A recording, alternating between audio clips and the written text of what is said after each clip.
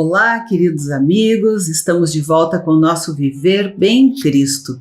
Conosco está novamente o ministro do Evangelho, Sérgio Alves, para conversar sobre aquelas coisas, né, que Deus nos fala através do manual do fabricante aqui, que é a Bíblia, né, e nos orienta aí para a gente viver melhor e não termos, né, tantos problemas na nossa vida, tantos dissabores, também nos ajudar a perseverar na fé, né, e a continuar, né, esperando sempre por Ele, porque Ele não falha, não é, pastor?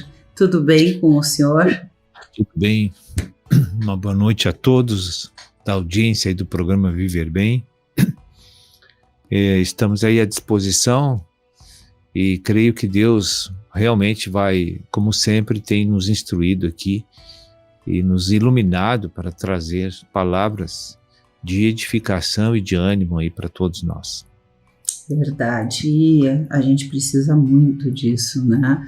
Fortalecimento, ânimo, consolação, força, né? Perseverança. E hoje eu gostaria de perguntar, né, para o pastor sobre alguns versículos assim que estão no capítulo 53 do livro de Isaías, né? Vou falar um trechinho de cada um. Versículo 4 que diz: certamente ele tomou sobre si as nossas enfermidades e as nossas dores levou sobre si. Isso fala, né, do sofrimento do servo do Senhor, que é Jesus. No versículo 5 diz: pelas suas pisaduras fomos sarados. No versículo 11, Deus diz: meu servo, o justo, justificará a muitos, porque as iniquidades deles levará sobre si. E no versículo 12 diz que ele levou sobre si o pecado de muitos e pelos transgressores intercedeu. Então, gostaria que o senhor comentasse esses versículos. Esse trecho fala de uma profecia que o Espírito Santo usou o profeta Isaías para anunciar a plena redenção de toda a humanidade, de todo o sistema universal. Obviamente que isso já aconteceu, já se cumpriu cabalmente essa profecia como está aí. Ponto por ponto. Foi uma profecia lá no Velho Testamento, né? Já muito antes da vinda do Senhor Jesus Cristo. Exato. Muitos anos, mais de 1000 anos atrás, antes do evento acontecer a realidade, esse profeta já tinha dado todas a iluminação da realidade do que estava para chegar. Porque Deus prometeu em Gênesis, quando o homem caiu no pecado e transgrediu o mandamento e tornou-se condenado pela própria lei de Deus, Deus disse, proferiu um juízo para Satanás. Da semente da mulher vai nascer um que vai esmagar tua cabeça. Está lá em Gênesis, no capítulo 3. Essa profecia de Isaías é a mesma profecia que Deus deu lá em Gênesis. Só que quando Isaías comentou, ele fez uma abertura maior para o entendimento, né?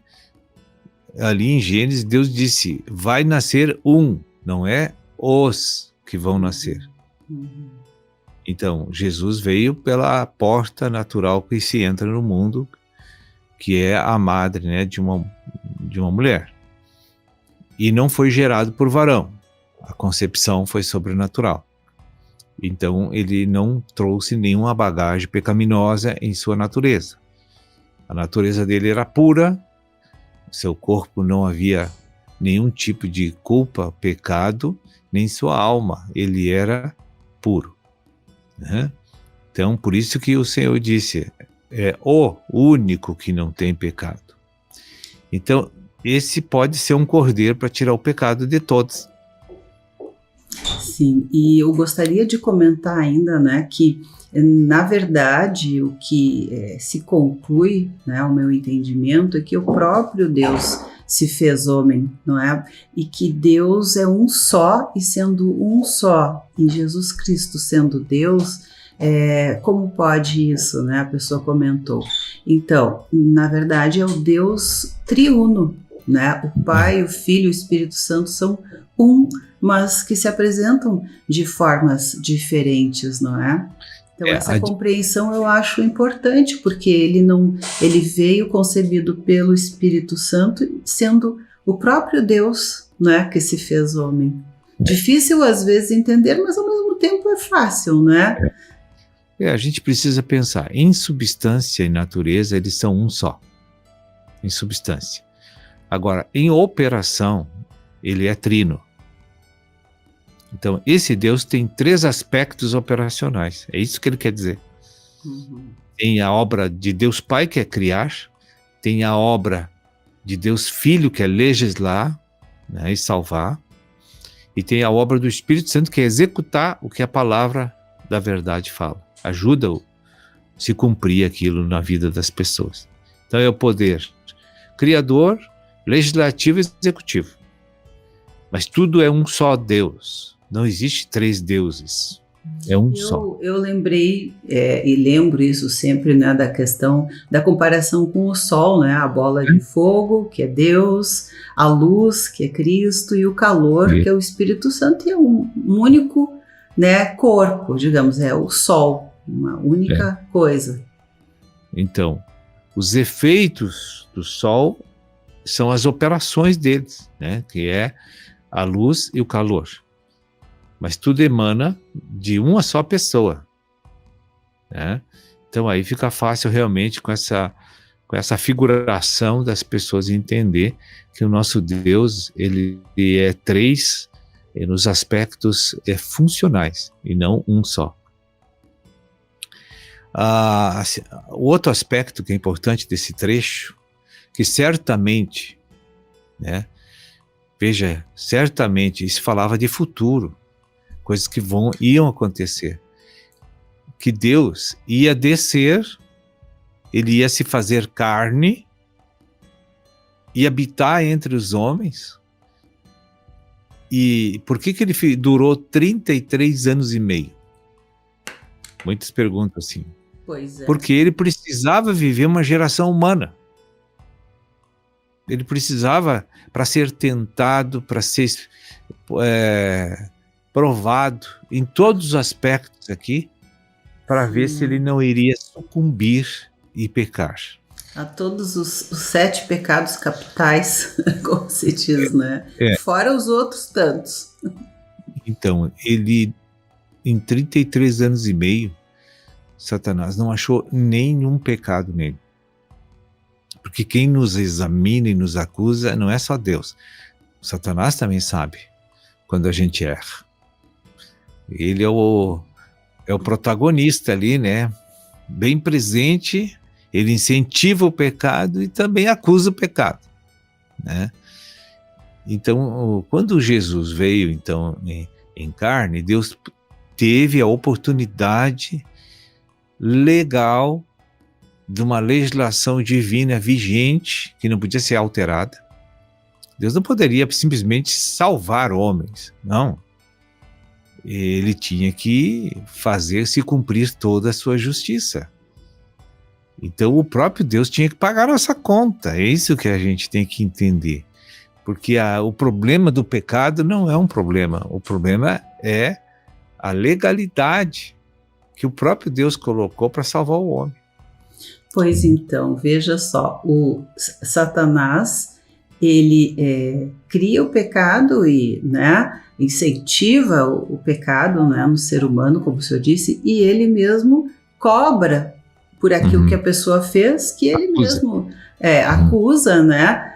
E essa acusação, na verdade, é para dizer para Deus, olha só, ele fez isso, né? E aí, né? E aí, meu Deus, o que eu posso fazer com ele, né? Porque ele errou. Então, realmente é uma maldade muito grande, um engano, né? É uma trapaça aí, né, de Satanás. E que o homem é realmente enganado e cego em relação a isso, né? Se não tem essa compreensão.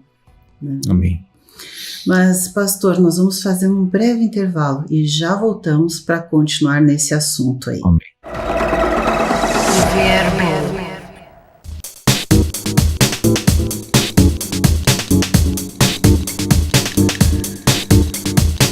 Estamos de volta e continuamos a falar sobre alguns versículos do livro de Isaías, no capítulo 53, onde o profeta Isaías já falava, né, do servo do Senhor que viria. E não só isso, me chama a atenção aqui no título, né, um pouco antes, no 52, já começa um pouquinho antes a falar, né, que fala sobre o sofrimento do servo do Senhor, ou seja, o profeta Isaías já estava dizendo que viria, né, este servo que faria todas aquelas coisas que nós falamos ali há pouco, em relação, né, ao sacrifício dele, a cura das nossas enfermidades, a restauração da nossa alma, em outras palavras, mas ele também já disse, então, mais de 1000 anos antes, que este que viria iria sofrer, não é? E a gente precisa entender isso, que Deus, para pagar nossa conta e liberar o perdão e nos transformar, ele tinha que pagar essa dívida e o credor era o próprio Deus. Agora, Deus estava impossibilitado de liberar o perdão e salvar as pessoas por causa da sua própria lei. Porque na sua lei, lá estava escrito, exigido, para haver remissão só por meio de sangue justo. Sangue sem pecado. Então, todos que nasceram de Adão têm pecado. Agora, todos que nasceram pela geração do Espírito Santo no ventre de uma virgem, não têm pecado. Esse nasceu completamente puro. E o único, né? E o único. Então, para Deus pagar nossa conta, só por meio de sangue. E tinha que ser o sangue de Jesus, que é o próprio sangue dele. Então, para ele receber o perdão de Deus, ele tinha que derramar o sangue para conceder perdão, filiação e vida eterna para o homem. Isso se cumpriu na pessoa de Jesus Cristo, no Calvário. Tá? Aí Deus vai cobrar isso do homem algum dia? Não. A salvação é gratuita, é graça. O homem merece? Também não. É vontade de Deus fazer isso.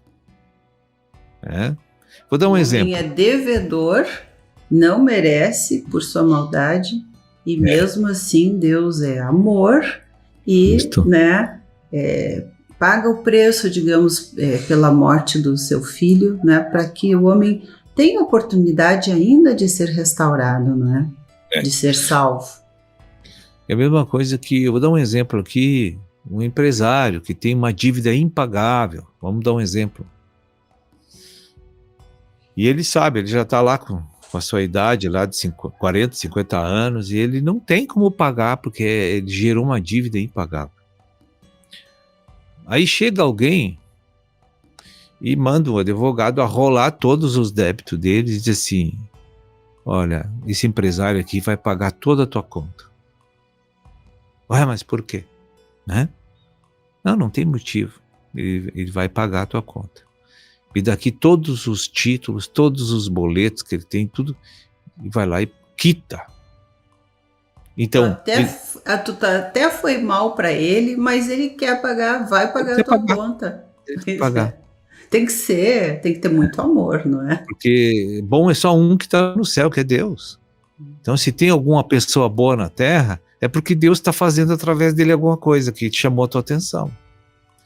Então, eu não posso levar o título de bom se o que está dentro de mim é que faz ser aquela pessoa que você está admirando, entende?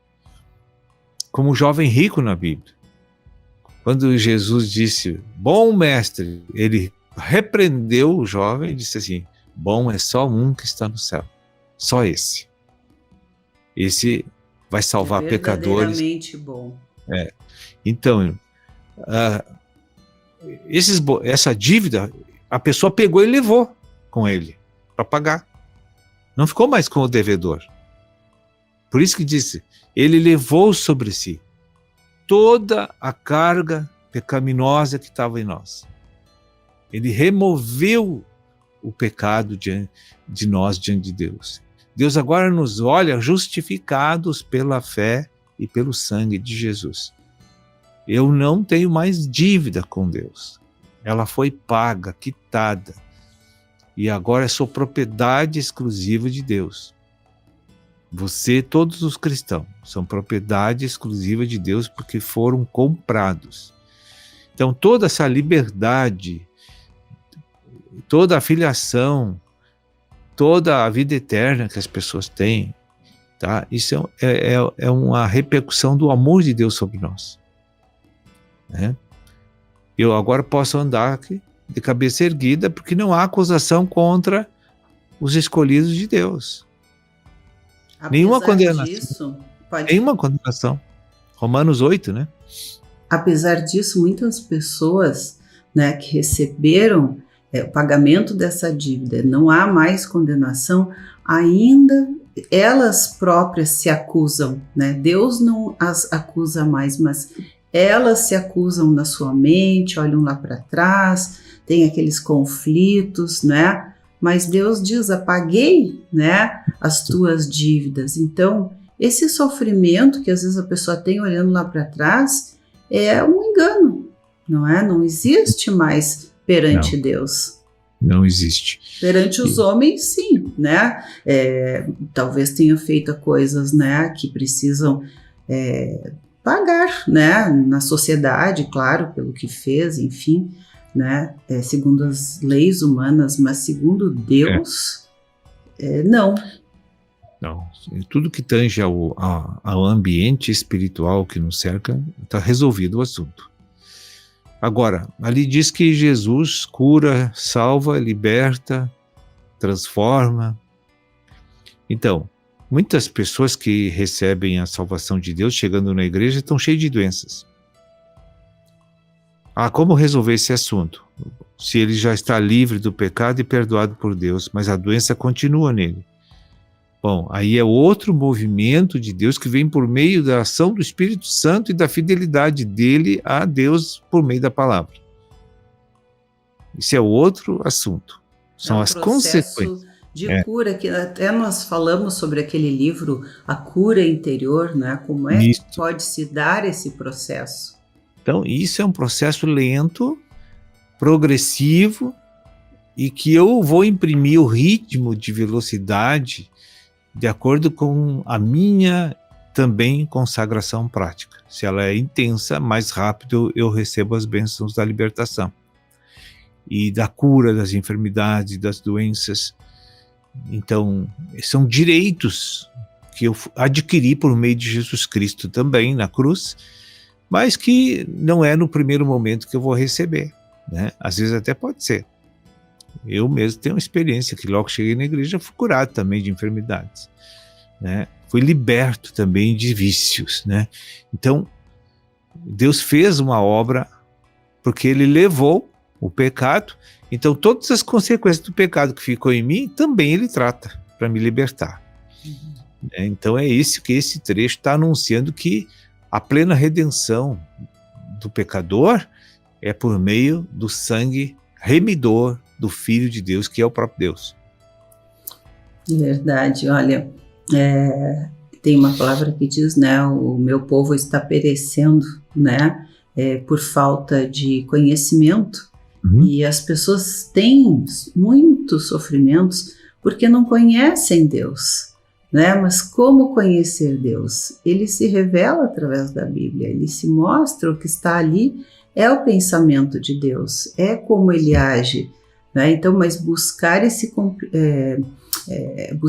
conhecimento, compreender isso, é uma questão realmente de ler, de meditar, né? De estudar aquilo, né? E não simplesmente ler como um livro comum, mas, né, pedir, né, essa iluminação para que se descortine esse entendimento, para que se compreenda, na verdade, todas essas coisas, não é? Veja bem, às vezes o processo pós-milagre da salvação vem por meio da obediência à verdade, que a nossa alma precisa ser santificada, e isso é processo e não é instantâneo. Mas à medida que isso se desenvolve na nossa alma, as doenças, que as consequências do pecado, são minimizadas, ficam quase em zero. Até a pessoa recebe um renovo físico até. Tem experiências muitas para contar sobre isso, né? Até a aparência da pessoa melhora. Né? Verdade. Não é uma cirurgia plástica, mas ajuda bastante. Né? Sim, a pessoa irradia uma luz diferente, é difícil de explicar, não é? É melhor que uma cirurgia plástica, porque é uma obra feita por Deus, né? Então, com Jesus é a solução de tudo na nossa vida. É isso que Isaías quer dizer. Olha, vai vir um aí que vai pagar a conta de vocês e vai purificar vocês. Como de fato veio, né? Fez isso e está à disposição das pessoas. Basta buscar, não é? Esse benfeitor, digamos assim, não é? E aí podemos perguntar: nossas dívidas. Qual é o preço para isso? Custo zero. Só fé. Olha né? Só crer. Isso é graça de Deus. Isso aí, bem diz lá que a salvação vem pela fé, não é? Bem, pastor, eu creio que o programa hoje foi bastante esclarecedor e nós contamos aí com a sua presença novamente na próxima semana, porque temos já aí 2 questionamentos, né, que nos vieram, mas que vão ter que ser discutidos na próxima semana. Então, queremos agradecer mais uma vez e, né, dizer que estamos sempre muito felizes em tê-lo conosco aqui todas as semanas. Muito obrigada.